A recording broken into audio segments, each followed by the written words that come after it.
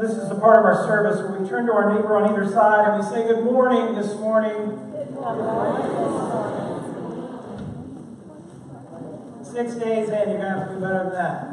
Good morning this morning. Good morning this morning. Sit up and smile and remember who you are. Sit up and smile and remember who you are. You are the beloved in whom God is well pleased. You are the beloved in whom God is well pleased.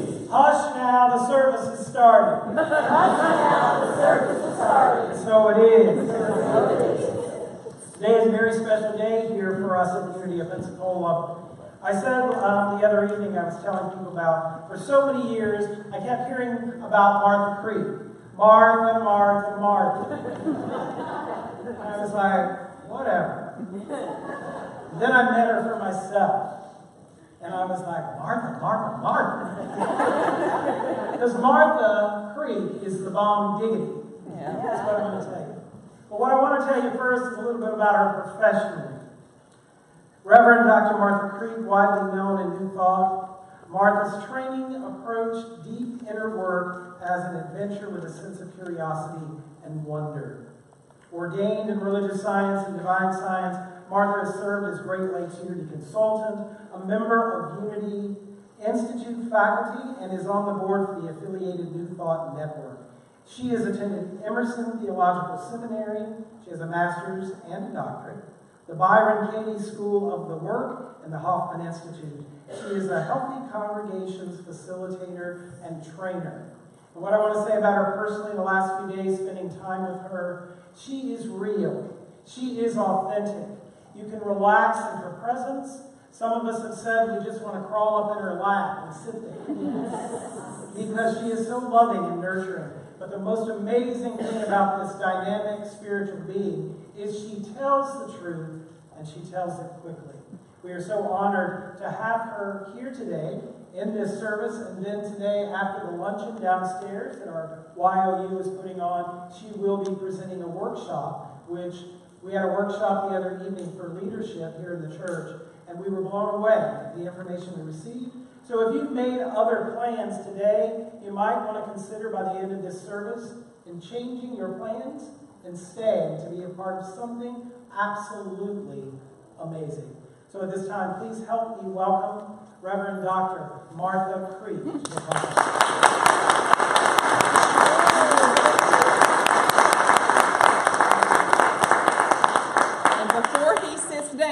You understand?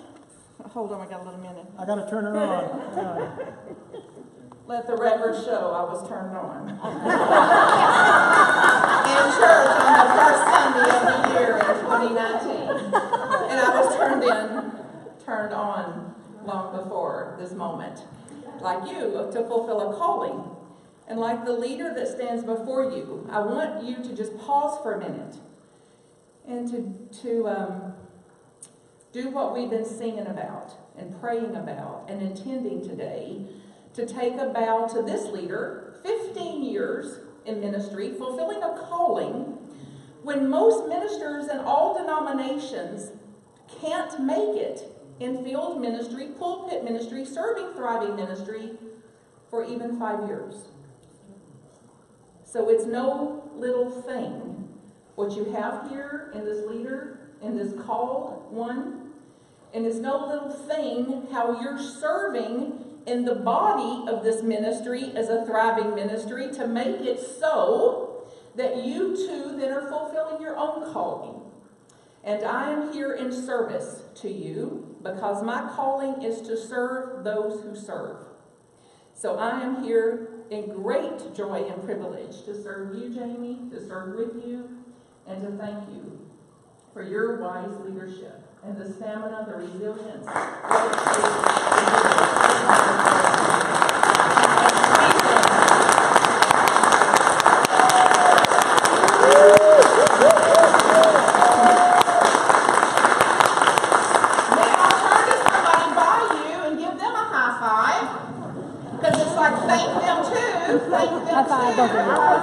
Without you, without them, it would be not much going on here.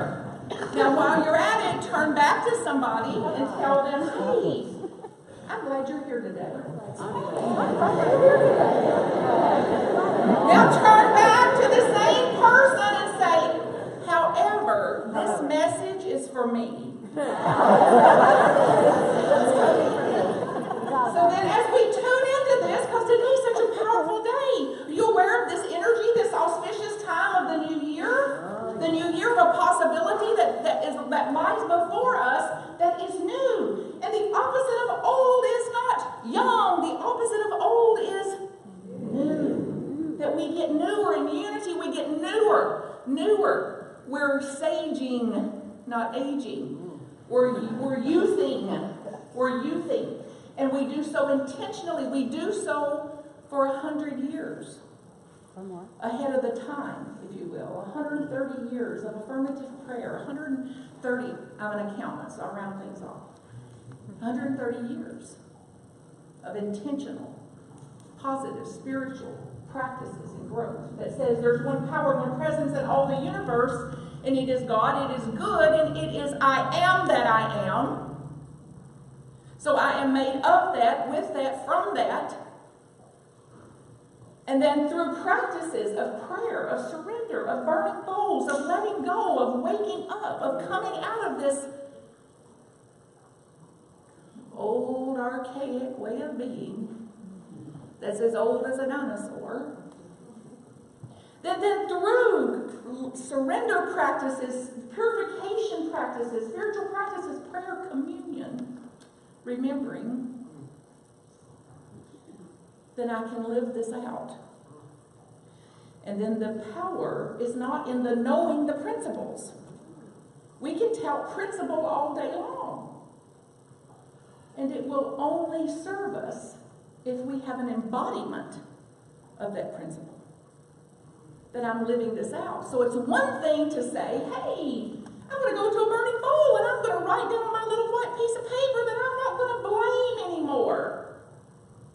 Any of you had enough blaming to do you the rest of your life? What's it like when people blame you? I can see your faces. Not very pleasant, not very creative. It carries a destructive energy. It dampens our spirit. It sucks the spirit out of us to be blamed. So where can we end blaming? If we want less blaming in the world, you think preaching to them about blaming is going to end it? No. Boy, if that worked, we'd all be free of it. A lot of preaching about blaming, but what if it's me? I'm the one. So if you haven't already, you might pull out your little white piece of paper and write blaming down on it. That it's one thing that's starting today that I'm going to break out of. I'm going to do less of that. Now this will still come in with it.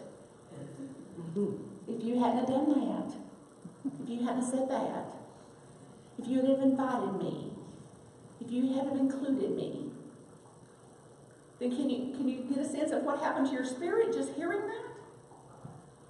And then what happened in the room? Versus we're going to form a long line. So one line is complainers and blamers. And one formation of the line is what can I do? What is mine to do? What am I grateful for? Now get a sense of if you lived that out, that what I speak is going to be spoken in gratitude.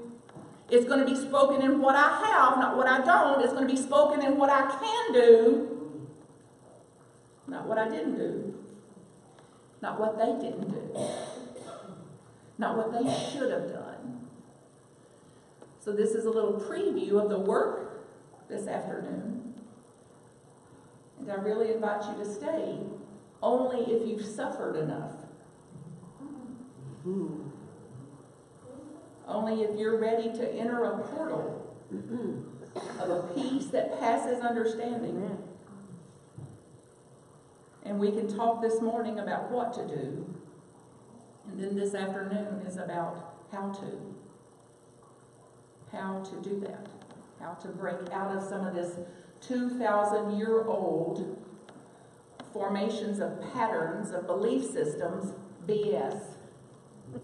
patterns of BS, our belief systems that still have us bound in ways we're aware of and not even aware of. So I'll read a few things that we may want to put in the bowl today. I do. See if you can relate. Being quickly offended. Anybody? Everybody honest, throw up your hand. Yep. Now, I don't like that. I don't like that I'm quickly offended, but if you've got a pulse, check to see. Oh, look, I got a pulse. Then there's times I'm quickly offended. I don't like that, but I am a human. That's a part of our humanness. It's a part of being a human being. So then, for me to transcend that will require me practicing whatever's going to happen, and how to be less offended by whatever happens. So they're still going to be what they're going to be. They're still going to do whatever they do. And I hold the power, the privilege, and the responsibility as a leader, creating a world that works for all, creating a world that I want to see. I hold a privilege, an honor, and a responsibility to be different than that. And to be different than the way I've been. And to relate to things differently. So I don't have the power yet to change what appears.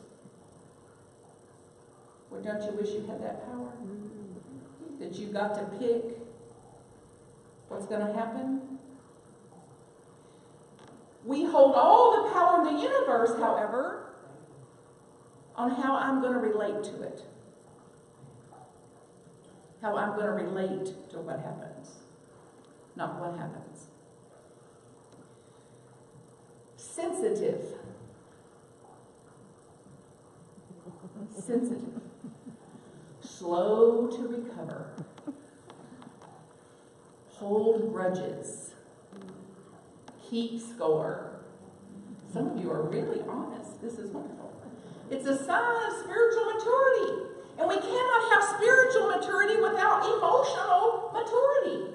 This is, I see this about myself. I'm not blind to this.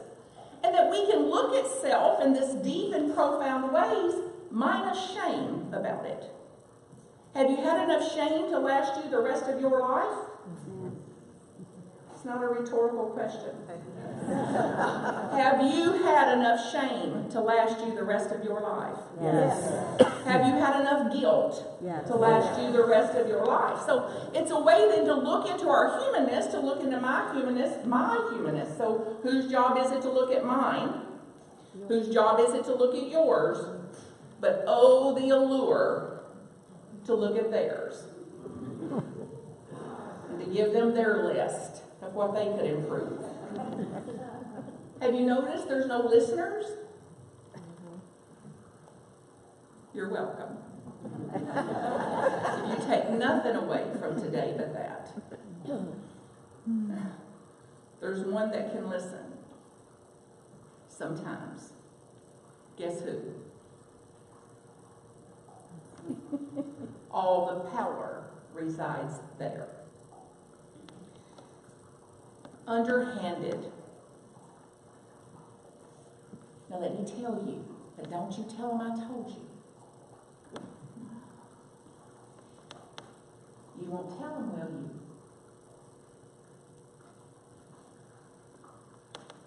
Get a sense of just dropping that one thing. That I will not speak about another person that's not in my presence. So, hey, did you hear what Reverend Jamie did? It's like, is it anything to do with me? No. It's like, then I can't listen to it. Because that belongs to him. Oh, but it's juicy. That's another reason for me not to listen. That's two. And another reason is it dampens my spirit. It blinds me to the truth of who I am. It blinds me to what I'm here for. It distracts me and distracts me from fulfilling a calling that I have to live the unity principles, to speak in a certain way, to live in a certain way, and to embody that and be a teacher and a model for that in the world. So I cannot do that and fulfill the calling that I have. And then when we stop some of this, if we've taught people that I'll be a dumping ground for stuff like this, have you noticed there's a long line? Oh, they know to call me. It's like, well, I taught them that. So the day I say, hey, it's a new year, we had this crazy creep woman blow through, it kind of made sense to me what she said. We had a burning bowl, I put a log in the bowl, and now I don't gossip. So I don't speak about people that are not in my presence, for I don't want that. It's not a good feeling in my heart when I hear that people have done that with me. So if I want it to be different in the world, I've got to clear the screen here. If you understand the principles, the mind that says everything there is a projection. So if I want the projection to be different, where am I going to work? At the projector. Possible, impossible, to try to get them to change. Have you noticed? Anybody still trying to get anybody to change? Yeah. Well, lay your hand right on your head and say, heal. Heal. Now, lay it on somebody you can reach and tell them, heal. Heal. See, you can snap us out of the rest, snap the rest of us out of it too. Big deep breath. So get a sense as I read these that you're offloading them. That you're setting them aside. And that we're prayerful in this, that I'm going to set this aside. Today's the day. That this morning is the day I've waited my whole life for, to unburden myself from some of this. To lay this aside, to lighten this up, and to enlighten myself to a new possibility for me. Demanding. Willful. Stubborn. If you notice the person that came with you's not raising their hand. Just notice you're probably elbowing them like. Now remember, whose business is their stubbornness? Whose business is mine? All the power's here. Criticizing. Critical. There's such an allure. So lead us not into the temptation that criticizing anything and anybody is going to create anything. It's destructive, hurtful. So I cannot keep criticizing and create. So what's the opposite of criticizing? Praising, affirming, gratitude, lifting up, inspiring. Now, which sounds more appealing? There's a reason. Fault finding, nitpicking, and it gets juicy like this, because 90% of things can go in well. We can apply this to the body, for example. Like 90% of the body is cooking along doing fine. 1%, 10% of it's maybe not doing as well. Maybe some attention, a new part, or some binding up, some propping up. But what do we talk about? The knee that hurts. The shoulder pain. Then we're blind to, hey, 99% of this is clicking along with not much support, frankly. With all that I've done to the body. Think about this. That we'd be bowing to the body. Thank you. Thank you. Thank you. High five. Good job. And then this part that needs some attention, then I'm going to take sensible steps toward that. And I'm not going to be blinded by that. And I'm not going to become that. I'm not going to identify with that. As this is who I am. It's like, this is not who I am. This is a circumstance. This is a situation. This is a part of being in the physical. And this notion that it's going to be 100% wellness all the time is loco. Like, where did you get that? That it's 100% wellness. Where'd you get that? Do you know one single human being that's not had a trip around the mulberry bush of illness? That has not had a diagnosis or 10? So we wake up to the reality of this. Like, this illness is not who I am. It's a situation, a circumstance. And that it is not my identity. It is not my nature. That I am more than the illness. The illness will have its life. It's come to pass. Then what I am cannot be threatened. What I am is infinite, eternal. And that's the part I identify with. And through these spiritual practices then embody. So it's no longer just a theory about that. Uptight. Anybody uptight? Get real serious. Then how do you respond when you get uptight and serious? Defensive. Cut off. Go in a hole. Go for it. Bring it on. Aggression. Us spiritual types don't lean toward aggression much because we're so spiritual. We'll gossip instead. Or start a committee, a faction building of some sort. Versus, get a sense of, any of you study the course? What's it say about defensiveness? Attack. And my power lies in my defenselessness. My power lies in defenselessness. And the way we defend then is not just if Jamie started to strike me, a sane person would put their hand up. Like do what we could sensibly to block that. Versus defenselessness in the way we make excuses, blame, justify. And it takes a big, heavy energy to run defense all the time. Defense is also the first act of war. So they start to strike. I'll do what sensibly I could. It's over.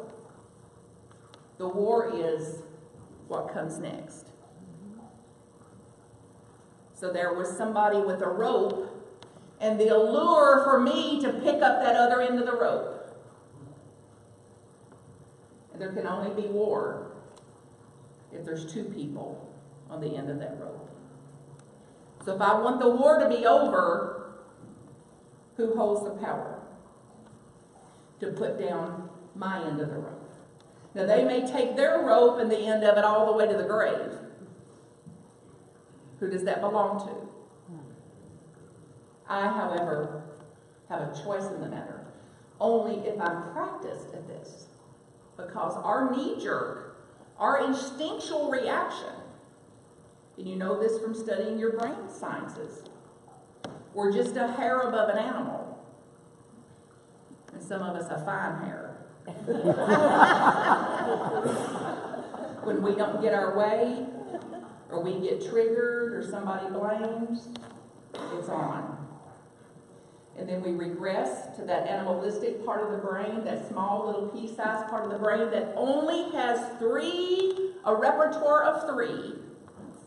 Fight, bite, spew, flight, I'm out of here, or freeze.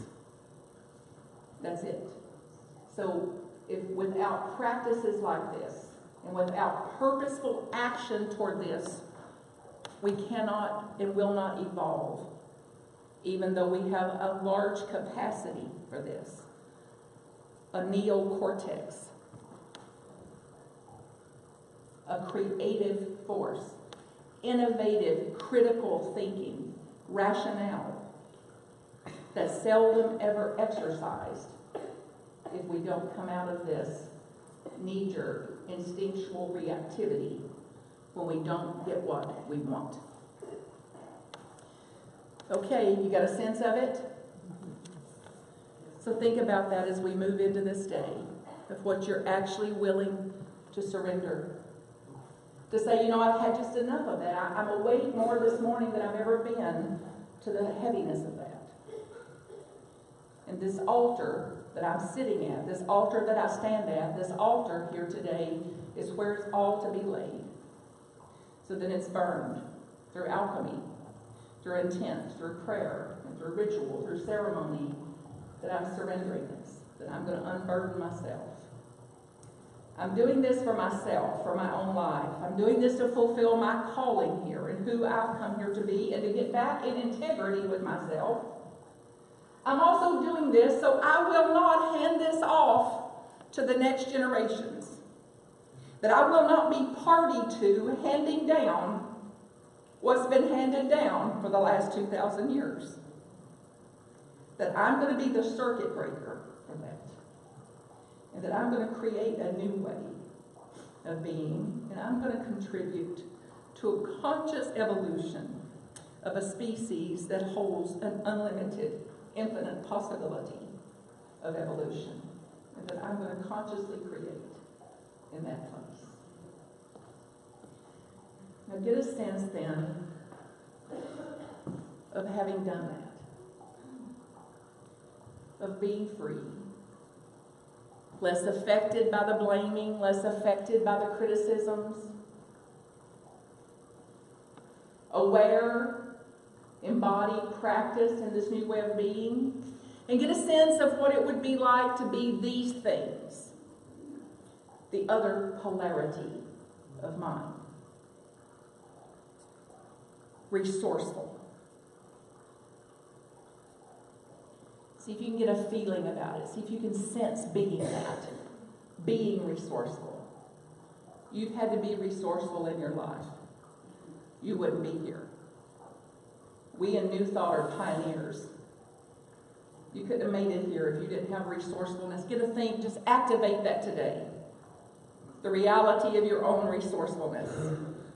And of stepping back into that arena of that's what I'm going to live from. That's how I'm going to live. Of self-regulating.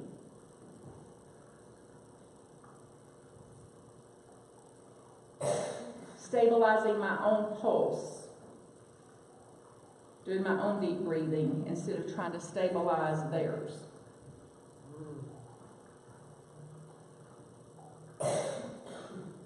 To be a light shedder. I'm going to shed light into the world. I'm going to be a radiance of light.